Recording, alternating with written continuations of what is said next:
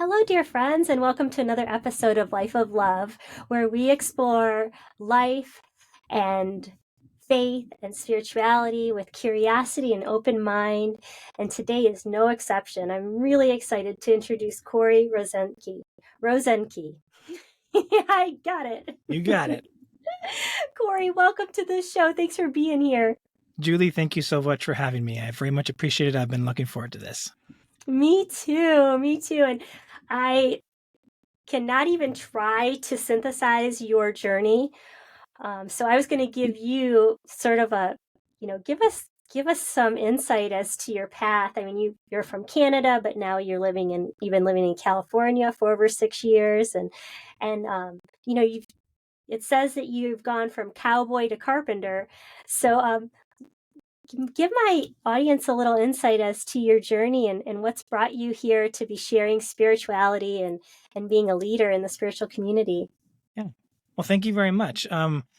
My journey really started in poverty. I grew up very, very poor. And when I say poor, I mean kind of living in the forest, picking berries poor. My family were homeless, living in tents for a while. And I grew up asking the question of why. Why is the situation the way it is? Why do I feel the way I feel? Why do my parents make the decisions they make? Why do I feel this restlessness within me? To a certain degree, I think it was maybe somewhat I'll say this just because it's myself, somewhat freakish, but I was one of those little boys that, if people came over to visit, the other kids would be outside playing tag, but I would be in the house sitting, against the wall in the kitchen, listening to the adults talk. I was always curious, always wondering why. And so from a very young age, from I would say ages 9, 10, and 11, especially those years, I was really big into philosophy, asking the question why. I was reading at that very young age Plato and Plutarch and Aristotle and Confucius, and really trying to figure out the world. I was raised in a lot of confusion and a lot of pain, and I wanted to know why. And so I really explored philosophy for years. In fact, I still love philosophy, but I didn't find the answers I was looking for in philosophy. In fact, the truth of the matter is philosophy oftentimes asks more questions than it answers. And so then that kind of drove me in towards psychology. And for a while in my studies, I was really into Freud and his whole idea about the development of personality and the id and the ego and the superego and all these theories that he had. And psychology in general is a fascinating and wonderful study. But once again, I found it didn't answer my questions. It asked more questions than it answered.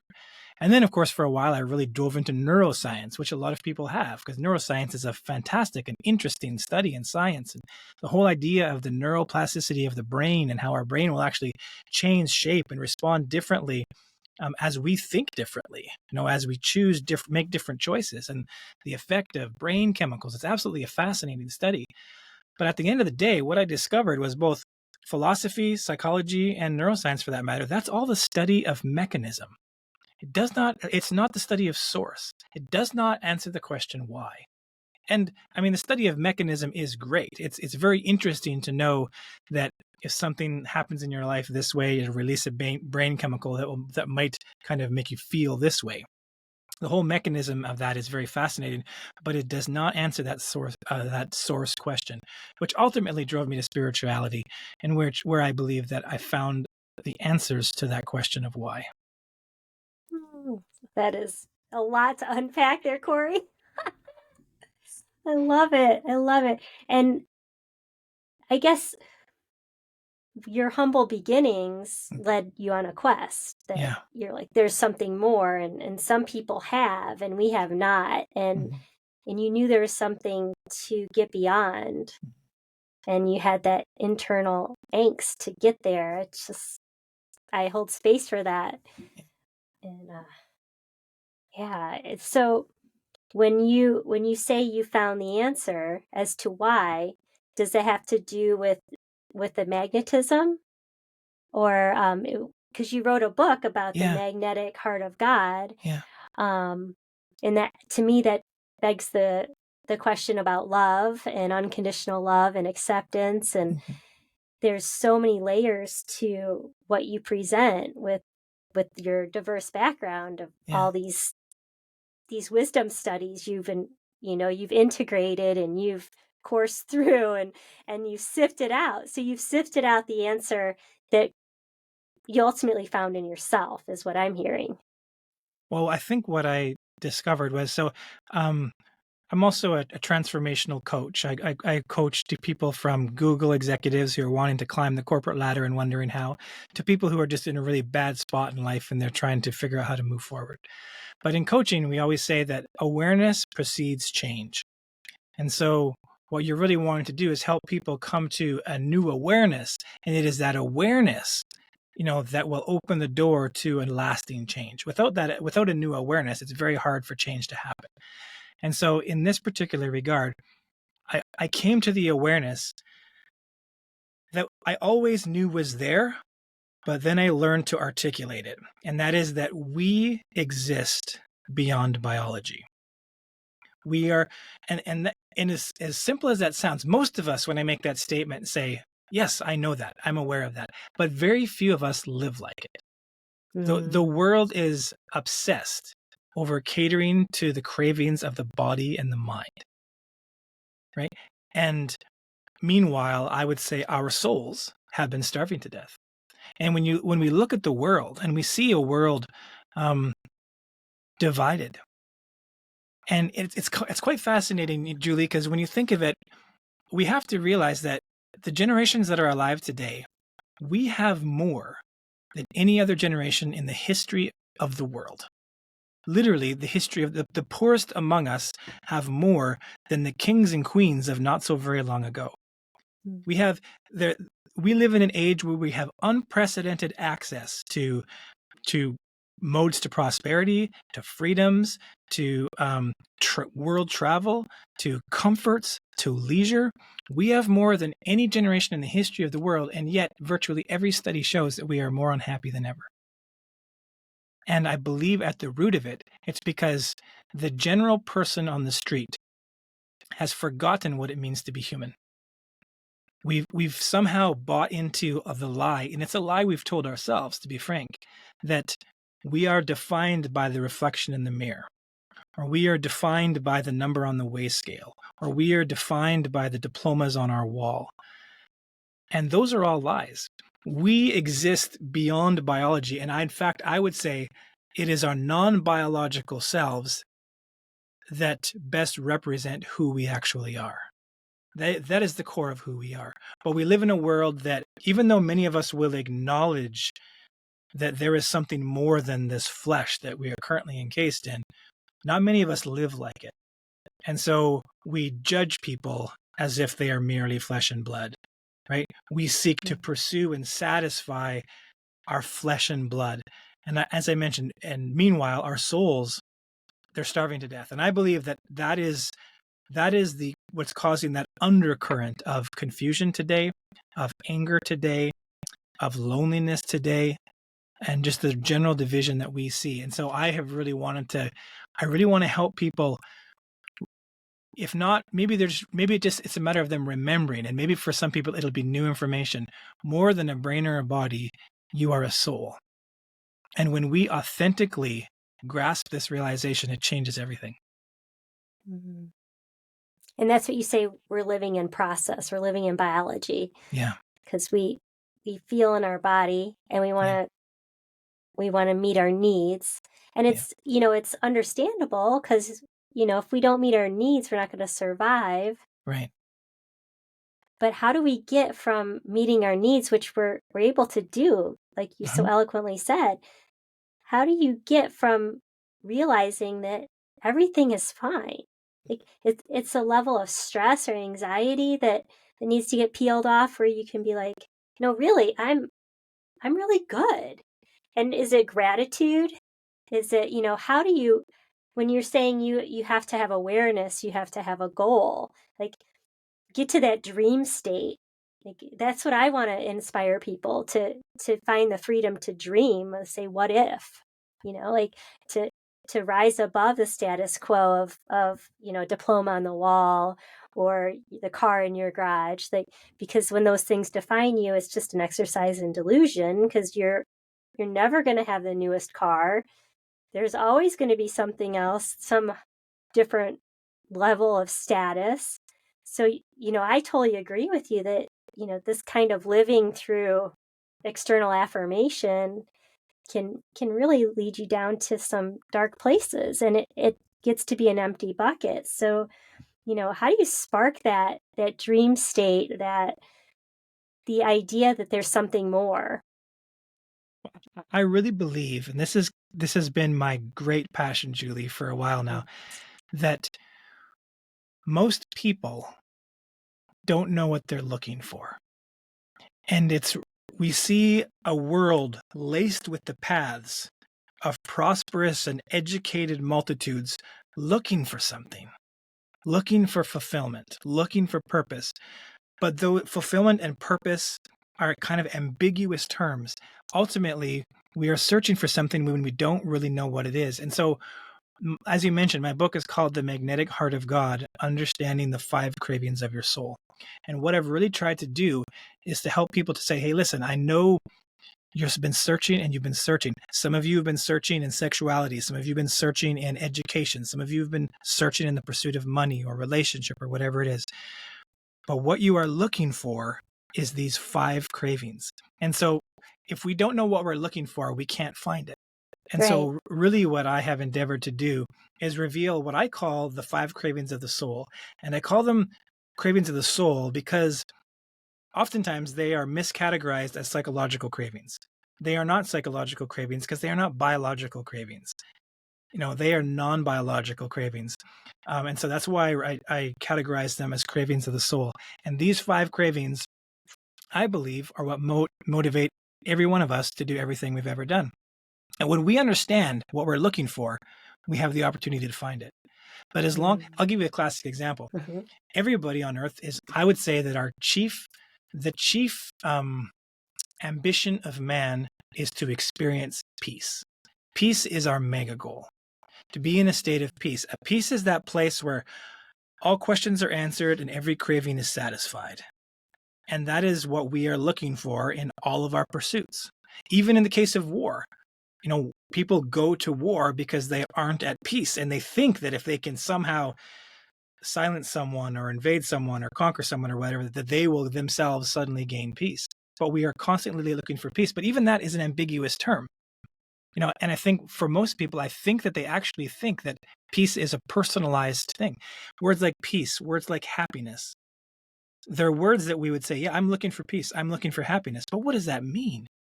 They're ambiguous terms. And because we're searching for something ambiguous, it makes it really hard to find.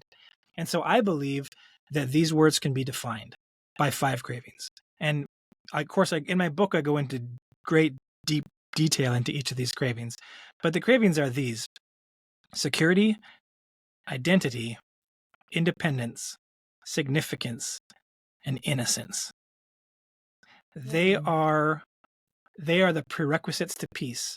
They are the prerequisites to happiness. They are the definition of love. And they are what we are looking for in every pursuit: security, identity, independence, significance, and innocence.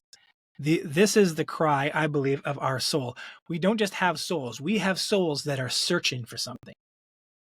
Right? And I believe that it is these 5 cravings. Sometimes I call them the 5 core humanities, because I believe that they are essentially the definition of humanity. They are the drive of everyone.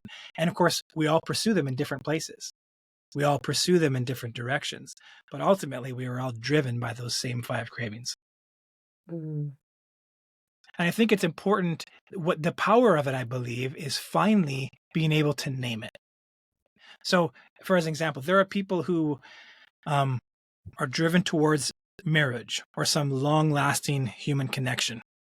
What they're looking for is security. And when I say security, I mean physical security and relational security, right? We want to know that we're physically safe, and we want to know that our hearts are safe in the hands of those who hold them, right? And so they enter looking for security. For identity. Identity asks 4 symbiotic questions. Who am I? Why am I? What is my purpose? Do I have value? Those 4 symbiotic questions. And then there's independence. And I break independence into two parts as well. There's one part of independence is freedom. Our our demand, our craving to that we in some way experience autonomy, that we have free will, that we are not constrained. And then the other part of that is individuality, right? That I want you to know that I am distinct. There's a part in each one of us that needs to be distinct. I My wife is an identical twin, so I can speak to this, but those identical twins in general, even those twins who, you meet them and it seems like they love to have the same haircuts, they wear the same clothes, right? At some point, they will come to a place where they need to have a distinction, right? Maybe they're the athletic twin, right? Or the academic twin, something that is distinct. Security, identity, independence, significance. We all need to know that we are in some way special. Not that we are just unique, but that we are special. And again, for some people, I often think about this. The day Usain Bolt has his record beat for the 100-meter dash, it's going to be a hard day for him because Oh, yeah. he is the fastest man in the world and he has been for a long time. Not everybody has that particular need for significance. For some of us, maybe we feel like we make the best apple pie, right? Or we're the most punctual person or whatever it is, but we all crave something that makes us feel significant. And then of course there's innocence. And that is, we all need to believe that we are good. That not just that we aren't bad, but that we are actually righteous. And when you think of it, basically any argument you've ever had has been based upon how you felt like someone was either directly or indirectly claiming that you are guilty of wrongdoing or wrong thinking. And it raises up in us a desire to fight back. Either we fight back and we accuse the other person because in the heat of the moment, we don't need to be completely innocent. We just need to be more innocent than they are. So we have this innocence battle, or we flee because we can't be with someone who's making us feel guilty. So these 5 cravings are the reason we enter into marriage, and they're the reasons we exit a marriage because we feel like we didn't find them. They are what we are hoping to experience when we pursued a career, and they are what our employer is hoping to experience in our labors. Right? These 5 cravings are the itch that all of us are seeking to have scratched. And there's power in that because there's power in being able to name what it is we're looking for. I love it. And to me, it's like, okay, so if you look at these 5 things, and if you just start at the basic, like, what do you need to feel secure? Like, what does it mean to you? Yeah. And just write down 3 things and go through the whole list and be like, okay, Yeah. what does that trigger? And sometimes we just say things that we just heard someone else say. Yeah. Because we haven't spent the time in contemplation, that silent, not just meditation, not just intention, but just wrap it around a little. Just play with the idea of it and see what comes in, because then you can be creative and free with what it means to you. I love that. Well, it really allows you to love and even reconcile with the people around you because you now know what the issue is. People wonder, why won't my sister talk to me? Why did my sister stop talking to me 2 years ago? Well, I'm a stranger and I can tell you what it is. It has something to do with security, identity, independence, significance, or innocence. Something there was triggered, right? And so that had them flee. And the reason I think that one of the reasons that I so much want to get this message out there is because for me, I'm a person of faith. So I reach faith conclusions, and I would be transparent in my book. I reach faith conclusions. But I've had atheists, I've had people from different faith backgrounds, psychologists, doctors read it, and some people who say where I'm not ready to accept your end thesis or your end hypothesis. The awareness of our cravings is transformational. It's what unites all of us. We can have a conversation about this, whether, like I said, whether someone's an atheist or a Buddhist or a Muslim or Christian or a Hindu. We are all experiencing these 5 cravings. And of course, depending on our worldview, we're going to pursue satisfaction for these cravings in different places. So what I want to do is help people say, hey, this is what I'm looking for. And now that I know what I'm looking for, right, I can pursue it with, I would say, hopefully a much higher results because I can now identify it. It's not just happiness, some vague thing. It's not just peace. I know what they are. I know what Mhm. defines happiness. I now know what defines peace. Right. And you could use it like in your, like, we'll go back to the marriage Yeah. metaphor. Um, if you are having trouble with your spouse, and you can say, well, I don't feel significant when all you want to do is watch football for 5 hours. I feel Yeah. insignificant here. And it's a whole lot different than maybe acting out or getting angry with them. You can just be like, well, this is where I'm sitting at insignificant. And so then you have a talking point, It- instead of, yeah, I'm blaming you. You're not calling someone selfish because they're spending too much time on a hobby. You're saying, this is my state. And it's such a more productive, fruitful way to express where you are. Or, when you spend all your money on a sports car, I don't feel secure with our bank account. yeah. It's not like you're reckless. So Yeah. I love to put it in that framework, and I could see where Absolutely. that could be I myself useful. use it, and I know several other therapists who actively are now using this in their therapy, because it allows you to take this kind of the world of problems and bring it down to say, "Hey, okay, here it is. It's somewhere amongst these five things, right?" And that's so. As an I've often talked to people about this. You show me a control freak, or someone who we title a control freak. I'll show you someone who is desperately looking for either security or significance. They're that person who they felt like the only way they can be safe, maybe they grew up and things are very volatile, and the only way they can feel safe is if they're in control. You're not. And so oftentimes we are way too quick to call someone a sociopath or a narcissist or something like that. It's like, whoa, let's slow down with the name calling here for a moment, and let's Hmm. look at this. Right, this person who is perhaps inappropriately controlling people, what are they looking for? Is it security? Because once I know that, it allows me to love them better.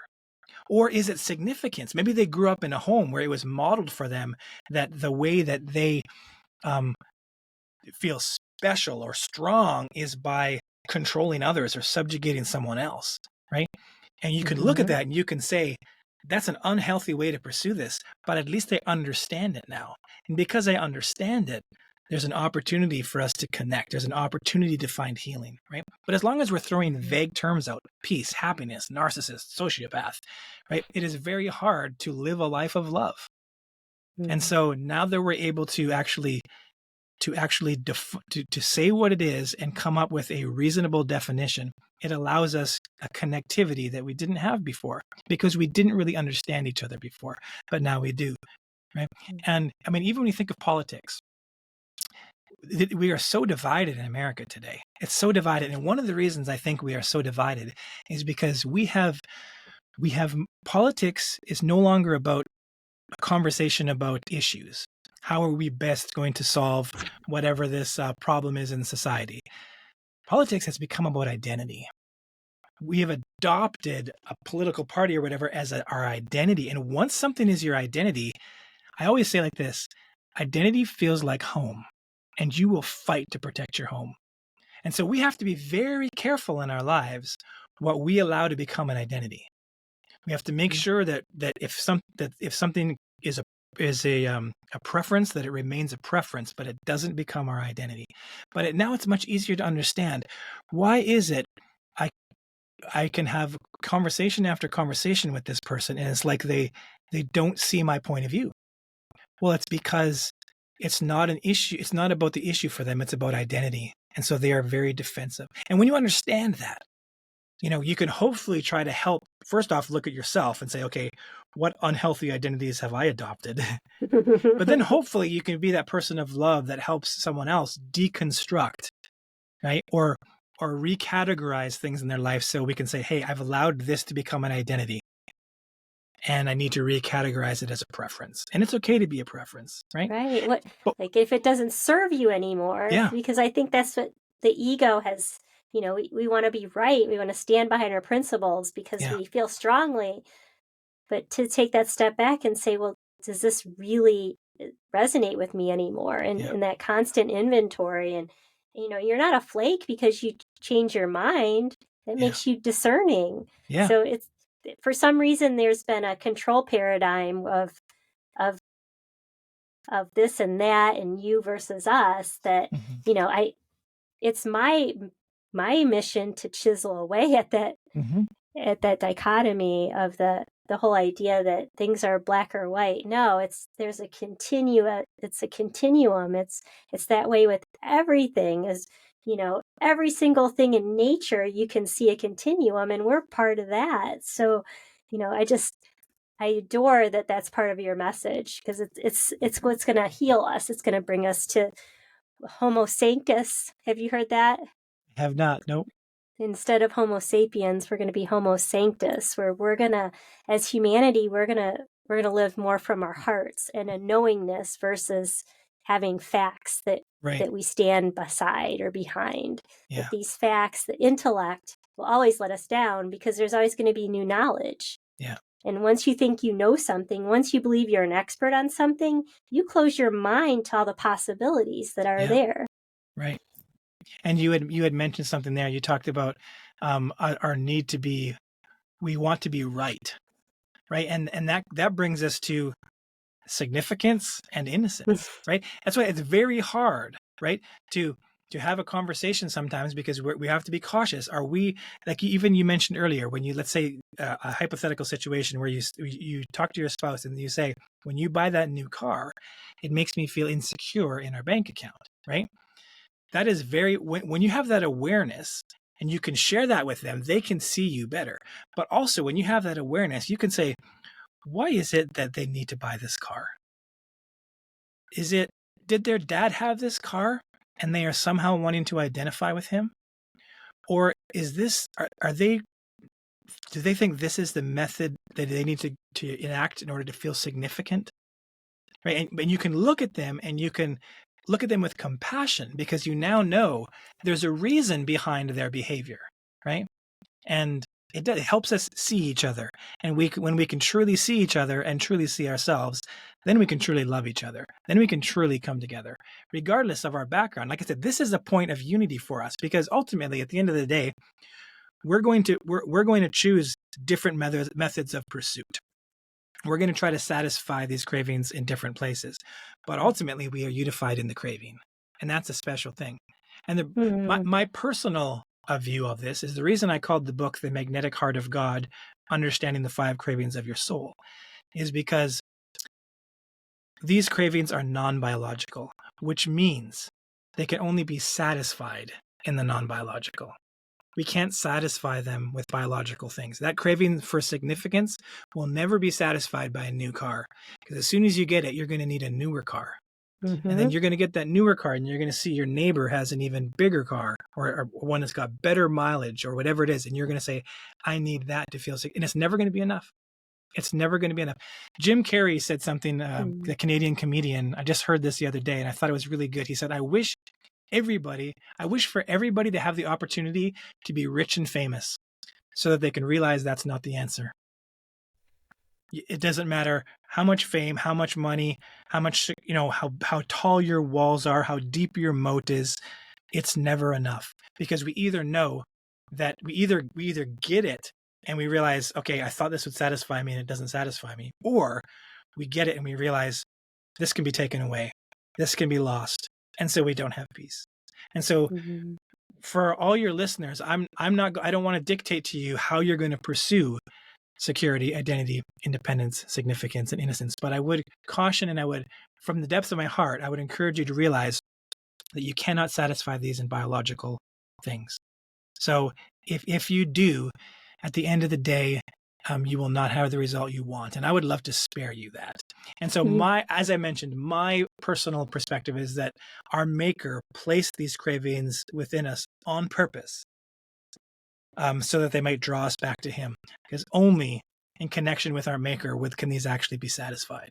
Because they cannot be satisfied in the biological. They must be met in the non-biological. It's just glorious, glorious. That faith and leave it up to God to show Mm-hmm. you the way, and and have compassion for yourself. If you think the security is going to be a fancy alarm system on your house, like, understand that that's your starting point. Say, Mm-hmm. yeah, that might be what I see in the newspaper or someone trying to sell me something, which they're taking advantage of one of those soul cravings. And Yeah. and there are industries that feed on this, and Yeah. porn and all that stuff. Yeah. It's like it feeds on it. And have compassion, see your shadow, and then decide you're gonna get to the next level, because once you let that light in, you won't fall back into the shadow again, because your soul is going to be fed by that light. And this just resonates with me so much, Corey. I love this. I love this.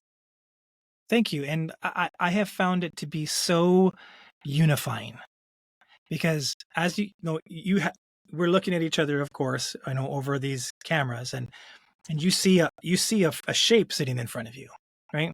And I'm seeing you, and I'm seeing a shape sitting in front of me.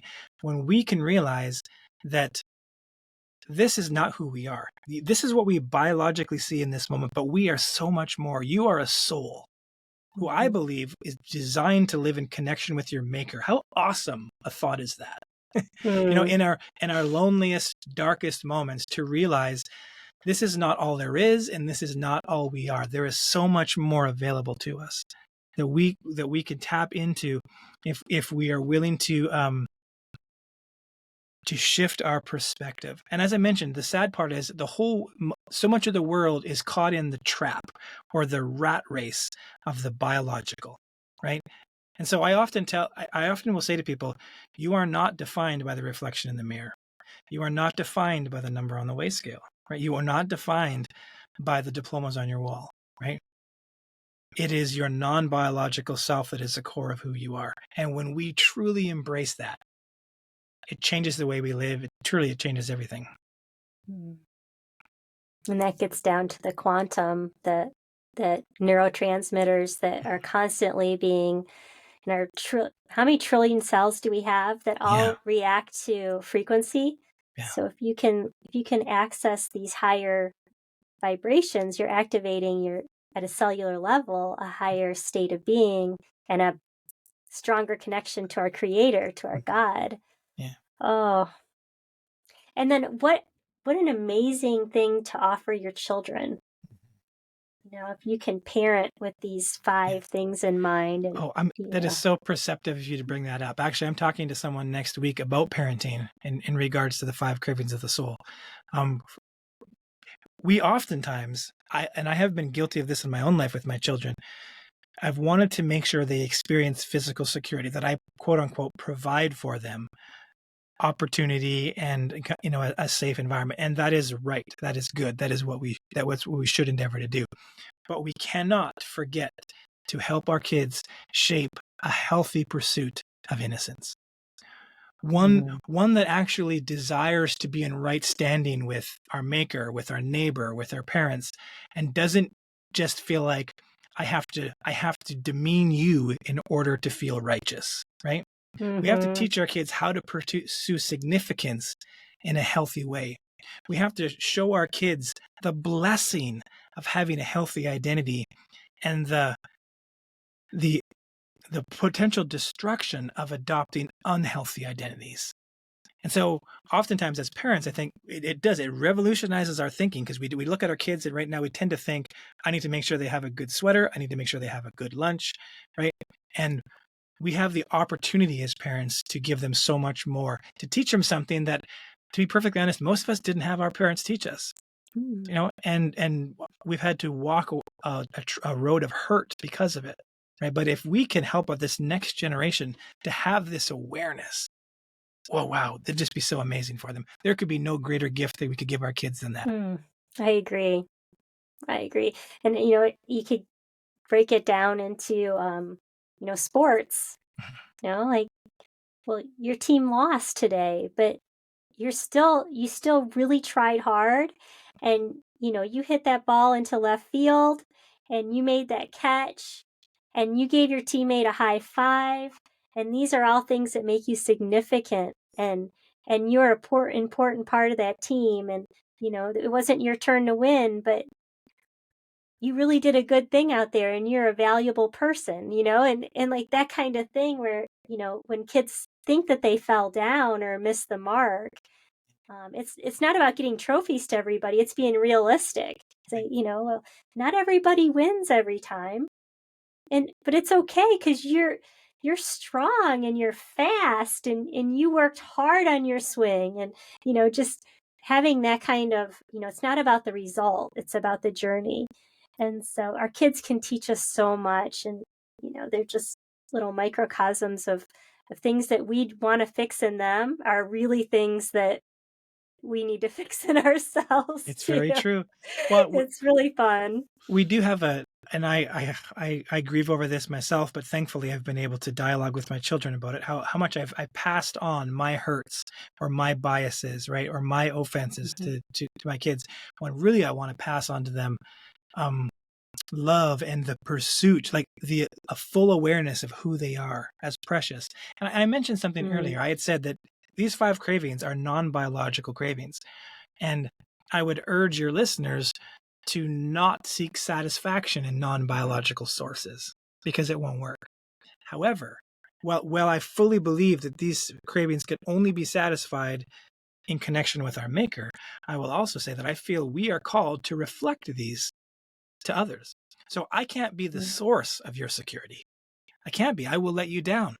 I can't be the source of your identity because I'm going to make mistakes and I'm going to be someone you don't want to identify with at times. But what I can do is I can reflect security and identity and independence and significance and innocence to you, right? And that is ultimately, Mm. if you want a great marriage, be someone who reflects these cravings to your spouse. You can't be the source. If you try to be the Mhm. source, or if they demand that you be the source, that's ultimately the definition of codependence, but it won't work, right? But you Mhm. definitely can reflect it to them. In fact, if you don't reflect it to them, they will starve um, spiritually. And so when you walk into your workplace, if you're that person that reflects security, identity, independence, significance, innocence, you will climb the corporate ladder faster than you can snap your fingers. But if you're the person that threatens security, identity, independence, significance, innocence, you're out. You're going to have a long trail of broken friendships behind you, right? And so Mhm. when we can see others in this way, when we can truly see ourselves in this way, it just revolutionizes our relationships in a good way. Yeah, mentally, Mhm. physically, and emotionally. Yeah. It's a beautiful, beautiful set of soul cravings. I Mhm. love it. And I'll have all this in the show notes because I think it's really something to hold on to. Thank you so much, Corey. Oh, thank you so much. I've so much enjoyed my conversation with you. Me too.